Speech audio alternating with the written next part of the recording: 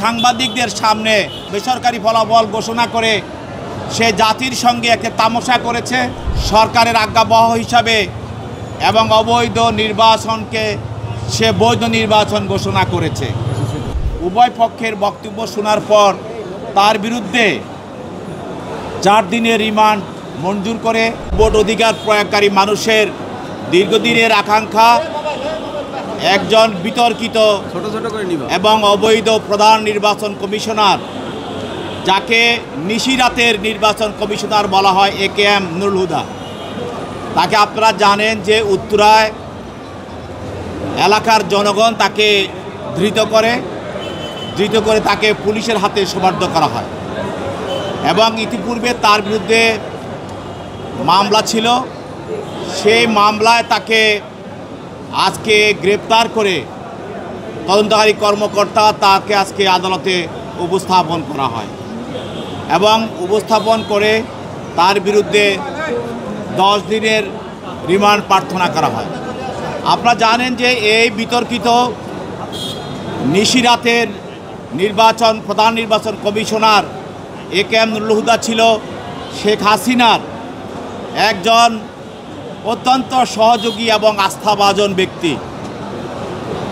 গত 18 সালে যে নির্বাচন হয়েছিল, 30/12/18 তারিখে যে নির্বাচন হয়েছিল, সেই নির্বাচনে সে বাংলাদেশে একটি বিতর্কিত নির্বাচন জন্ম দেয় এবং ওই নির্বাচন চলাকালীন নির্বাচনের পূর্বে সে বিভিন্ন রাজনৈতিক দলের নেতাকর্মীদের সঙ্গে বৈঠক করেছিল এবং বিএনপি সহ অনেক রাজনৈতিক দল সবাই সঙ্গে বৈঠক করে দেশের মানুষকে একটি সুষ্ঠু, অবাধ এবং নিরপেক্ষ নির্বাচনের আশ্বাস দিয়েছিল। কিন্তু আমরা দেখলাম কি 30/12/18 তারিখে জনগণ দেখল যে সে এই নুরুল হুদা সে এবং তার অন্যান্য কমিশনার বৃন্দ সারা বাংলাদেশের সকল ডিসি এবং ইউনোর মাধ্যমে সে দিনের ভোট রাতে ব্যালট বক্সে তারা এগুলো ভরে দিয়ে সকালবেলা তারা ঘোষণা করেছে যে আওয়ামী লীগ বিজয়ী হয়ে গেছে এবং নির্লজ্জভাবে প্রধান নির্বাচন কমিশনারের যে কার্যালয়ের সামনে যে নির্বাচনী রেজাল্ট বোর্ড দেখানো হয়, সেখানেও সে নির্লজ্জভাবে তার লোকের মাধ্যমে সে বিভিন্ন এলাকায় সে দেখিয়েছে যে কিভাবে ভোট চুরি করে সবাই তাদেরকে নির্বাচিত ঘোষণা করা হয়েছে।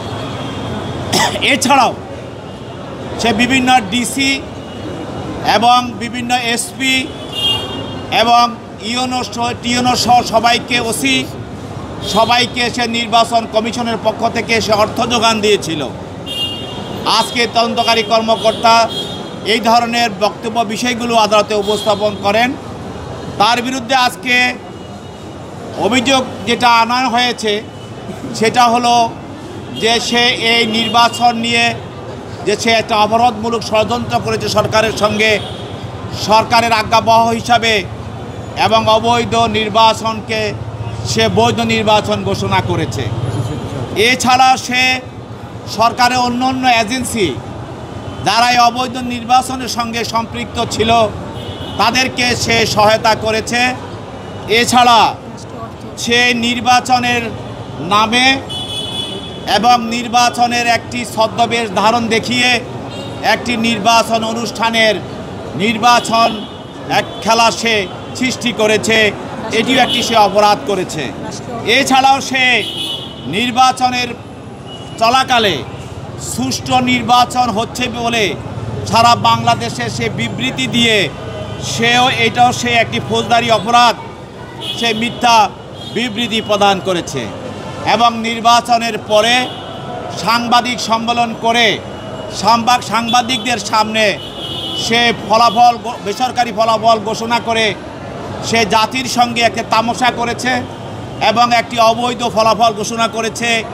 এটাও সে একটি অপরাধ করেছে, সেই অপরাধটা তার বিরুদ্ধে আজকের এই মামলায় আনা হয়েছে। এছাড়াও সে বিভিন্ন জায়গায় অবৈধভাবে অর্থ প্রদান করে এই অবৈধ নির্বাচনকে প্রতিষ্ঠিত করার জন্য সে অর্থ প্রদান করা হয়েছে বা অর্থ প্রদান করেছে, সে অভিযোগটাও সে আজকে তার বিরুদ্ধে আনা হয়েছে।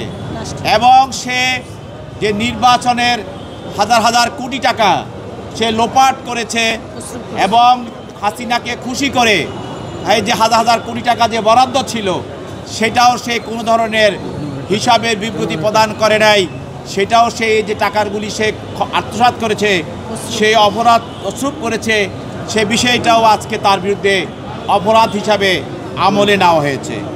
সর্বশেষ সে এই যে বিভিন্নভাবে প্রিসাইডিং অফিসার এবং ডিসি, এসপি, ওসি, ইউনো সবাইকে প্রভাবিত করে মানুষের ভোট অধিকার হরণ করে, দিনের ভোট রাতে করে ভোট বক্স বন্ধ করে মানুষের সঙ্গে প্রতারণা করে এক ধরনের মিথ্যা বানোয়াট এবং অবৈধ 18 নির্বাচন ঘোষণা করে হাসিনার অবৈধ সরকারকে সে বৈধতা দিয়েছে। এটাই ছিল তার বিরুদ্ধে অভিযোগ। তার পক্ষে তার আইনজীবীরা ছিল, তার আইনজীবীরা তার পক্ষে রিমান্ড বাতিলপূর্বক জামিন প্রার্থনা করেছেন। বিজ্ঞ আদালত উভয় পক্ষের বক্তব্য শোনার পর তার বিরুদ্ধে 4 দিনের রিমান্ড মঞ্জুর করে তাকে আরও জিজ্ঞাসাবাদ করার জন্য তদন্তকারী কর্মকর্তার হাতে ন্যস্ত করে।